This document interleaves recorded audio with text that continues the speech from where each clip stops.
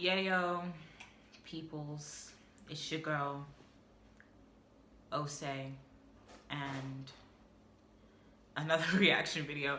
This one's called My Crush Called Me Fat, and I'm like, bruh, I've been there. So, I'm gonna just react to this, see what's said and done. Here goes the video. I'm a tomboy. A plus-size tomboy, to be exact. I never actually thought I'd ever admit it, but I figured it's what's best for me. My journey to self-acceptance hasn't been easy. Ever since I was a kid, I was always taunted for being different. You see, I'm African from Lesotho, and light-skinned, like really light. So obviously, I was different. Don't get me wrong though, there are a lot of light-skinned Africans, but in my neighborhood, not so much. And what made me even more different is that I don't talk much, and my family isn't poor. Just middle class. But then most of my friends weren't, so I was always treated as an outcast. They made fun of my behavior, and they also made fun of my appearance, as if I chose to be this way. That lowered my self-confidence a lot. Then years passed, and when I was around 8 or 9 years old, I gained weight. It wasn't too bad at the time, but it wasn't good either. When I was 12, I weighed around 60 kilos. People called me names, and I always felt as if wherever I went, I was being criticized. That was when I tried pleasing others. Going with the flow, not taking a stand for what I wanted, or standing up for myself for that matter. And let's not forget that I'm a tomboy, and tomboys love sports. That was my case as well. I really love soccer and basketball, but being overweight made it hard for me to play in either one of them. I was always picked last, and sometimes teams would fight over which team would get me because no one wanted me to be a part of it. Bruh, that was freaking me. That was when I gave up on I sports feel and that. just lived up to other people's expectations. Being lazy. Yo, tell me why any sport we'd play inside elementary school, A, I was always picked last, bunch of bull, okay, I wasn't horrible at sports, and 2, my team would always lose. I swear to God.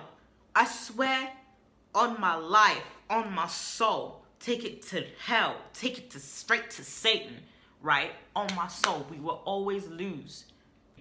I'm like, is it me? Is it really me? Was I bad luck? Maybe. Anyway, back to the video. Time passed and I still gained more weight. By the time I was 13, I was 65 kilos. That was also the time my confidence was completely shattered. I had a best friend.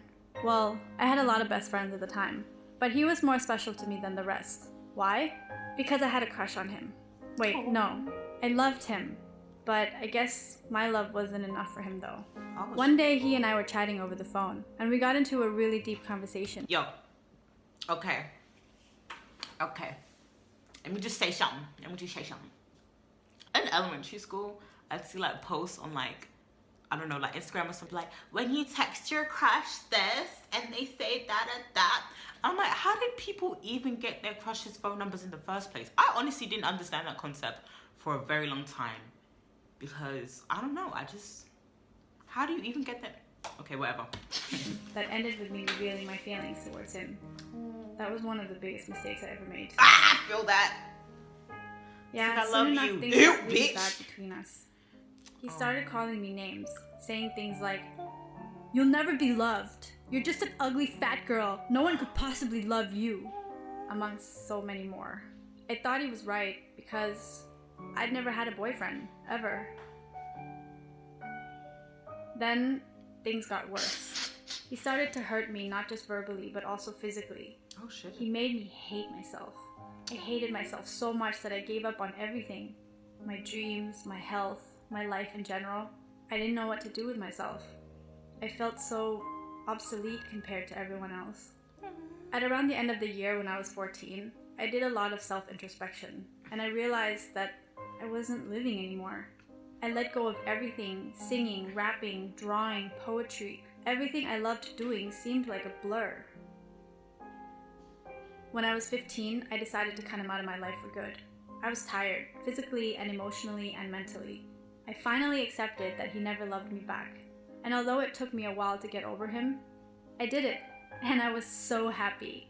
That's when I began embracing my boyish side. I convinced my parents to allow me to buy clothes that I wanted, and that was the start of my brand new journey. Now, I'm happy to say I'm a tomboy, and I love myself. And sometimes it's not easy to look at myself in the mirror and see what I see.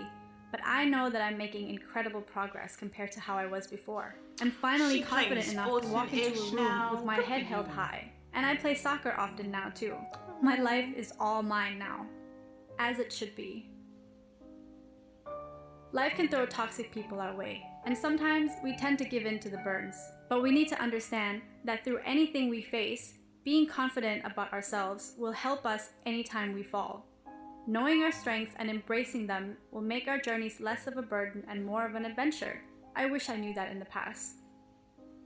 Oh, girl. Good for you. Good for you. Good for her. Yeah. Yeah. So like, wow, that touched me. I've been in like the exact same situation. And you know what?